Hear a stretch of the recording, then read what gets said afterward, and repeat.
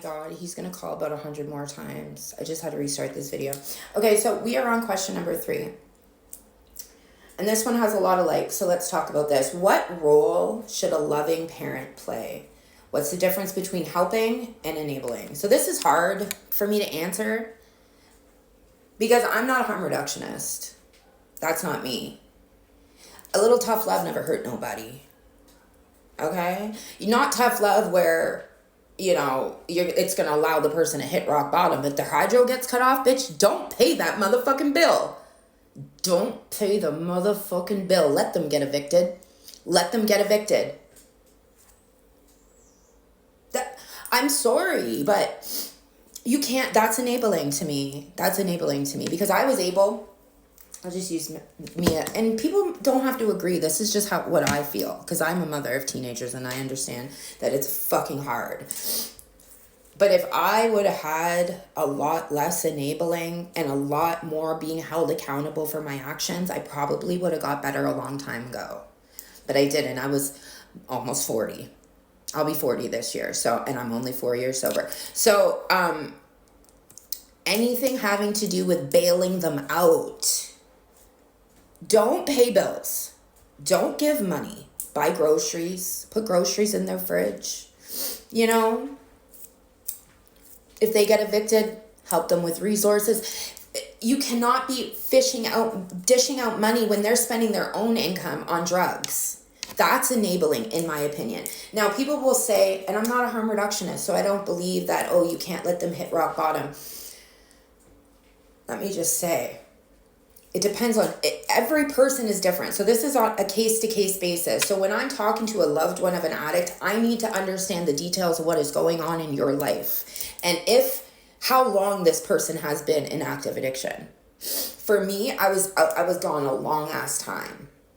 So my rock bottoms could be death. But when they're in early addiction, enabling propels them deeper into their disease. In my opinion. When my mom would pay for bills, when my mom would bail me out from getting evicted, when my mom there was a million things that she would do that fed and fueled my disease for a really long time. I just think money is anything to do with money is a big no. Love, bro. I much would have rather love than money. That's all I wanted when I was sick was love. Someone to tell me I was worth it. Someone to tell me that I deserve to get better. Somebody to show me examples of recovery. That's all I would have.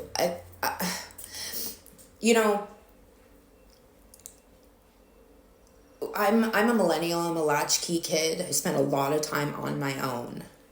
Okay? My parents weren't around a lot. And that enabled my addiction because they weren't around to supervise. So,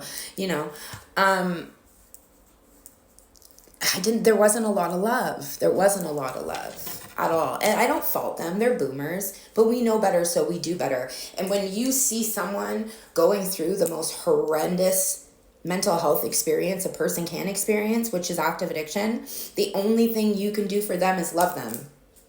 Love them. When they're ready, they will come to you if you love them. But stop bailing them out. Stop bailing them out. That's it. Stop bailing them out. I know it's hard. I know it's hard to differentiate between what is bailing them out and what is not, because you don't want to see your child on the streets. But this, to me, is such a tough question because I don't know, man. It's a hard question for me. It's a hard question for me because I'm a fucking hard ass. And I know adult actions deserve adult consequences. So if they're in early recovery, early addiction, I don't think there's anything wrong with a little tough love. Because if I would have had tough love at 16, 17, instead of having this thrown at me, I may have gotten better before I ended up 18 years out in the streets. You know what I mean? If somebody would have just loved my ass, told me I was worth it, told me my kids I deserved my kids, just love, brah. Just love, man. I really hate this question. I really do, because I don't want to like say, oh no, you gotta let them hit rock bottom, because a lot of the times rock bottom is death. So I really have to understand what's going on in the person's life and understand what's going on in the addict's life and where they are in their disease. I definitely would never bail my children out of jail at all, ever. If I catch you using drugs in my home, you're gone. Like, there's a lot of things where you have to have hard lines and really, really firm boundaries. And it's really fucking hard to navigate. It's so hard to navigate it. And I don't know what the answers are. I really don't know what the answers are.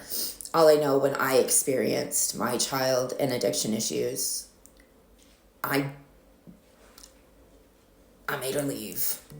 I made her leave. Because I have to protect not only my own recovery, and that was like really the furthest from my mind, but I have other children that are young. So fuck no, you're not. You know?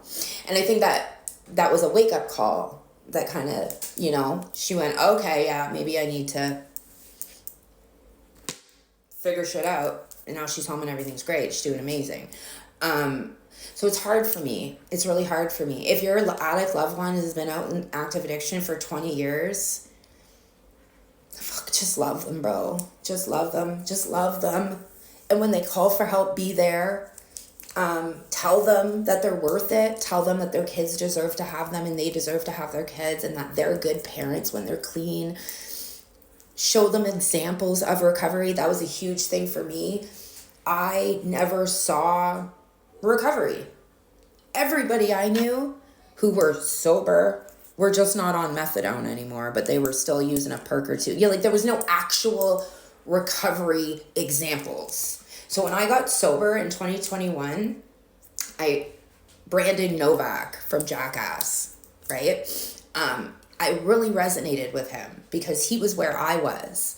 You know, he ended up, read his book, it's not good, but he was getting sober, and he was like, I don't know, I just, seeing the example of his recovery really did it for me. And I was like, yo, bro, I can do this. I can fucking talk about all the shit that I went through, and I can make recovery my whole personality, because I was out there making addiction my whole personality for fucking 20 years. So if my addiction was loud for 20 years, bitch, my recovery is going to be louder for the rest of my life. And that's all you got to do, is just fucking love them and support them and show them, you know, examples of recovery, and don't bail them out. That's it. No financial shit, bruh. No financial shit. No financial nothing. You let them figure it the fuck out. Because why would you go, like, you're just enabling it. You're just enabling it. Oh, your hydro's getting cut off? Well, I guess you're going to cook crack in the dark then, eh? Do you get what I mean? No enabling. You can't do that financially. You can't do that, because they're spending their income or whatever they're getting on dope, and you're taking your hard-earned money and bailing them out. Fuck no, you're not doing anything besides pushing them deeper into their disease. That's all. That's what I think. Anyways, that's just me. Anyways, we'll go on to the next.